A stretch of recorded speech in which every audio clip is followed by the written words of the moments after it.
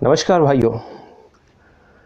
जब कंगना रनौत ने महाराष्ट्र गवर्नमेंट के खिलाफ में आवाज़ उठाई थी या फिर झगड़ा किया था, उस वक्त जिन लोगों को लग रहा था कि वो रानी लक्ष्मीबाई जी की तरह है या फिर भगत सिंह साहब से कंपैरिजन हो रही थी, कुछ लोगों को बड़ी क्रांतिकारी लग रही थी, वो बहुत ही नीडर और डेरिंगबाज लग रही थी, उन लोगों को मैं कहना चाहता हूँ कि भाई आप लोग उससे मतलब कंगना रनौत से ये बात कहना कि भाई जाकर तू पहले दक्षिण भारत के किसी राज्य में जाकर सेटल होकर दिखा और वहाँ रहने के बाद में वहाँ के गवर्नमेंट के ख़िलाफ़ या फिर वहाँ के लोगों के ख़िलाफ़ में ऐसी बदतमीज़ियाँ करके दिखा जो उसने महाराष्ट्र के अंदर में की थी।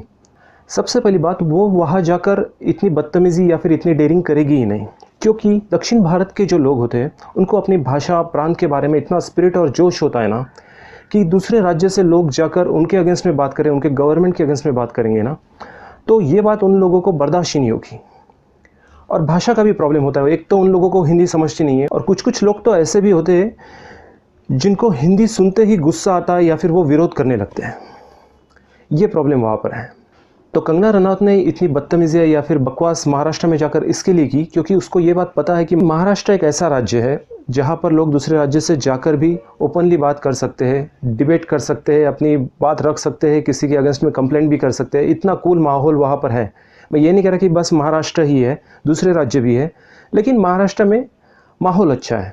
इसकी वजह से कंगना रनौत ने इतनी डेयरिंग की थी। और क्या है, मनुष्य का स्वभाव भी ऐसा ही होता है जैसे कि कंगना रनौत का है, जहाँ पर उसको फ्रीली माहौल मिलता है, लोग एकदम फ्रेंडली रहते हैं, ज़्यादा दादागिरी नहीं करते या फिर ज़्यादा प्रेशराइज नहीं करते, वहाँ पर वो ना सामने वाले पर डेयरिंग करने की कोशिश करता है या फिर सामने वाले को दबाने की कोशिश करता है। इसका उल्टा अगर जहाँ पर लोग उल्टा प्रेशराइज करते हैं तो वहाँ पर इंसान एकदम चुपचाप रहता है, गर्दन झुका कर रहता है। साउथ के कोई एक्टर है विशाल नाम के, उन्होंने कंपैरिजन की थी कंगना रनौत की भगत सिंह साहब से।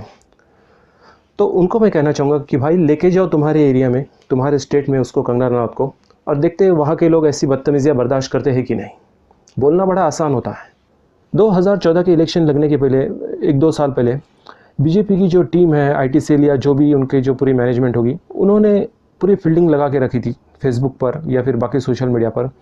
फेसबुक पर जो उनकी पोस्ट आती थी ना, वो मेरे को पूरी तरह याद है। उसमें क्या क्या बातें रहती थी पेजेस या पोस्ट पर। सनातन भारतीय संस्कृति, आर्यवर्त भारत खंड, गुरुकुल परंपरा, आदि शंकराचार्य जी, चाणक्य जी, स्वामी विवेकानंद जी, भगत सिंह साहब, चंद्रशेखर जी, और भी इंडियन आर्मी, फिर वेद पुराण उपनिषद ग्रंथ वगैरह सब कुछ था। तो ये बात ही उस वक्त की थी। तो 2020 आते आते इनके विचारों में इतना परिवर्तन कैसे आ गया कि इनको कंगना रनौत नाम की कंट्रोवर्शियल हीरोइन की ज़रूरत पड़ गई कि उसको अपोजिशन पार्टी के सामने बिठाकर झगड़े लगवाने का काम इनको करने की नौबत आ गई कि भाई तू बैठ इधर और बोल उनके बारे में कुछ भी। कहाँ गए वो सनातन भारतीय संस्कृति, कहाँ गए वो आदर्श विचार, कहाँ गई वो गुरुकुल परंपरा, कहाँ गए वो स्वामी विवेकानंद जी। क्या कंगना रनौत इनको ज़्यादा आदर्शवादी लग रही है अभी अपने सनातन भारतीय संस्कृति से? ये करने की ज़रूरत उनको इसके लिए आई क्योंकि जो काम किए वो दिखाने के लिए तो है ही नहीं। रिपोर्ट कार्ड जिसको कहते हैं कि भाई हमने ये काम किए, इसके ऊपर बात करो, वो नहीं था। इसके लिए हीरोइन को सामने बिठा दिया, करो झगड़े। कंट्रोवर्शियल इसके लिए कहा कि अब तक की काफ़ी सारी बातें हो चुकी है जो कंट्रोवर्सी से रिलेटेड थी। एक तो इसके बहुत सारे बॉयफ्रेंड थी, छोड़ने के बाद में किसी की बुराइयाँ कर दी। किसी बॉयफ्रेंड के माता पिता ने कहा कि ये जादू टोना करती है। इन दोनों बातों में कोई आदर्शवादी बात तो आप लोगों को दिखी नहीं होगी। फिर ड्रग्स में नाम आ गया, उसमें भी कोई आदर्शवादी बात नहीं है। हर तरह की फिल्में और सीन कर चुकी है। ठीक है, वो तो प्रोफेशनल बात होगी, प्रोफेशन की बात है, करना गलत नहीं बोल सकते उसको, लेकिन उसमें आदर्शवादी बात तो कुछ है नहीं। किसी के पर्सनल लाइफ के ऊपर बोलना नहीं है, लेकिन अभी उसी से रिलेटेड बातें आ गई तो बोलना ज़रूरी था। मैंने चैनल इसके लिए बनाया भी नहीं कि भाई किसी की पर्सनल लाइफ के बारे में बोला जाए। ये गुरुकुल परंपरा रामायण महाभारत से याद है कि कंगना रनौत ने 1-2 बार शायद सदगुरु जी की इंटरव्यू ली है। सदगुरु जी बहुत बड़े स्पिरिचुअल गुरु है, जग्गी वासुदेव जी जिनका नाम है, पूरा नाम, तो उनकी इंटरव्यू ली थी। तो इंटरव्यू तो उसने ले ली और जो लोग इंटरव्यू देख रहे थे स्क्रीन पर, मीडिया पर, लाखों करोड़ों लोग, उनका तो आध्यात्मिक फ़ायदा हो गया। लेकिन जो इंटरव्यू लेने वाली कंगना रनौत है, उसने पर्सनली क्या सीखा सदगुरु साहब से। इतने बड़े स्पिरिचुअल गुरु जी के सानिध्य में आने के बाद में वो किसी पॉलिटिकल पार्टी को या फिर पुलिस को कुछ भी बोली जा रही है। अगर उसको सचमुच तकलीफ हुई भी होती तो माफ़ कर देती ना उनको। अध्यात्म में क्या सिखाते, यही तो बातें सिखाते हैं, क्षमा कर दो, माफ़ कर दो। मुझको ज़्यादा पता नहीं अध्यात्म के बारे में, लेकिन शायद यही सिखाते हैं। तो ये भी माफ़ कर देती है उनको।